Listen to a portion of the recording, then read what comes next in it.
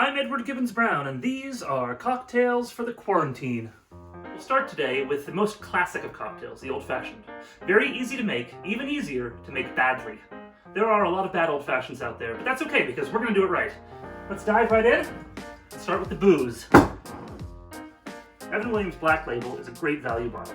It's solid, smooth, packs a lot of those classic American bourbon flavor notes of corn sweetness, vanilla, charred oak, warming spice, and it makes a great old-fashioned. Because everything is so uncertain right now, we've been buying in bulk. This bottle of bourbon costs $29.99. For a 2-ounce pour, that works out to $1 per cocktail. Can't beat that price with a hickory stick, you know what I'm saying? Let's gather some supplies. All you need today is a lemon, an orange, some sugar, and some Angostura bitters. I picked all of this stuff up at my local grocery store, and no, they didn't have any toilet paper in stock. I'll let you know if I find any.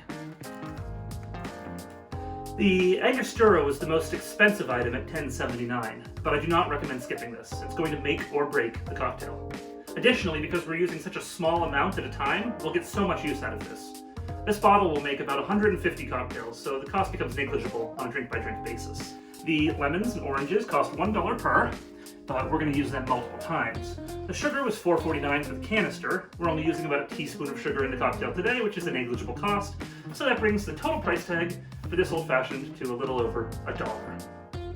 I'll tell you a little secret about simple syrup. It's a lot simpler than you probably realize. We're not going to make it on a stove or heat up the water or anything like that. Here's what we're going to do. 1 cup sugar, 1 cup tap water,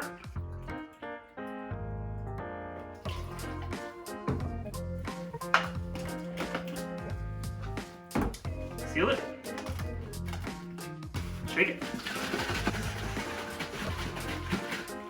Boom, that's it.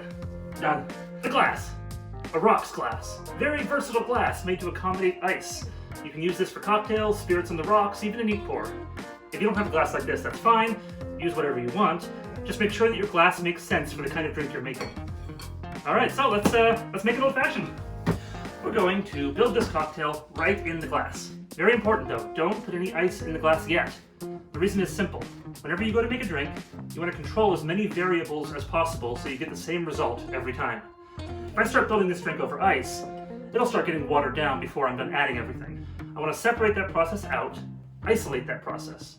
You know, like social distancing. One more thing real quick. You always want to start building cocktails from the smallest increment or the cheapest ingredient first. Don't start out with the booze. Save the whiskey. It'll be valuable as currency after the apocalypse. We'll do bitters first because it's such a small amount.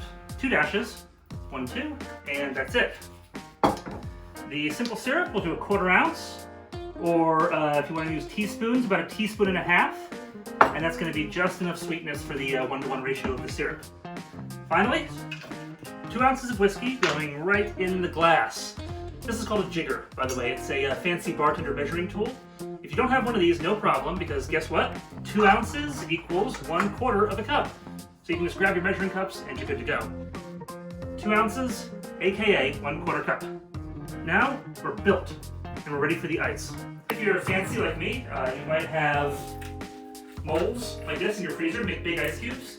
These are the best kind of ice to use for this because they'll keep your old-fashioned cold enough without making it too watered down too quickly. Also, they look sexy. If you don't have these, that's okay too. You can use whatever ice you have handy. Just add it to the glass and stir for about 15 seconds or until it tastes good to you. If you do have a big sexy cube, you can just sort of gently lower it in like so. If you don't have a fancy bar spoon like this, by the way, you can just use a knife, the back of a cooking spoon, a chopstick, whatever you have around. Just don't use your finger. There's a pandemic going on, you guys. So we're going to stir until the cube sinks down into the cocktail and the level of the liquid comes over the top of the cube, but not so much that the cube floats because then it dilutes more rapidly. Last but not least, garnish. We're going to cut nice long swaths here of orange and lemon peel. So garnish should never be there just to make the drink look pretty. Don't get me wrong, I love a pretty drink, but a garnish should always also be functional. First, expressing the peel. You're going to face the skin down over the cocktail and give it a quick little pinch, like so. And then it's going to kind of spray citrus oils over the surface of the liquid and make it smell nice. We'll do that with both pieces of fruit. Second, we're going to run the orange peel around the rim of the glass. That's going to give a flavor note. The orange peel is good for this because the oil is sweet, but lemon oil can overwhelm the other flavors, so we will not rub the lemon oil on the rim. All right, and that's it. That's your old-fashioned.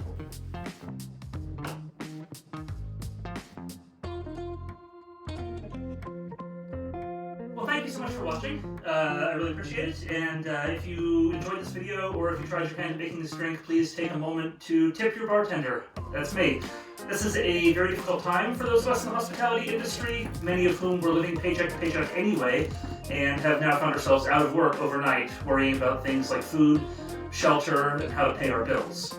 Any small amount that you can contribute would be deeply appreciated. There's a link with this video to do so. In the meantime, let's all support each other as best we can. Stay safe, stay healthy, wash your hands. We're all gonna get through this and come out stronger on the other side. Cheers.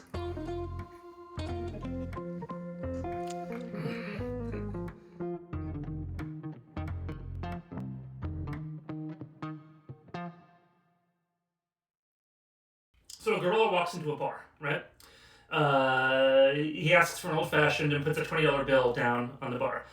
The bartender thinks to himself, this gorilla doesn't know how much drinks cost. So he takes the 20 and gives him back $1 in change.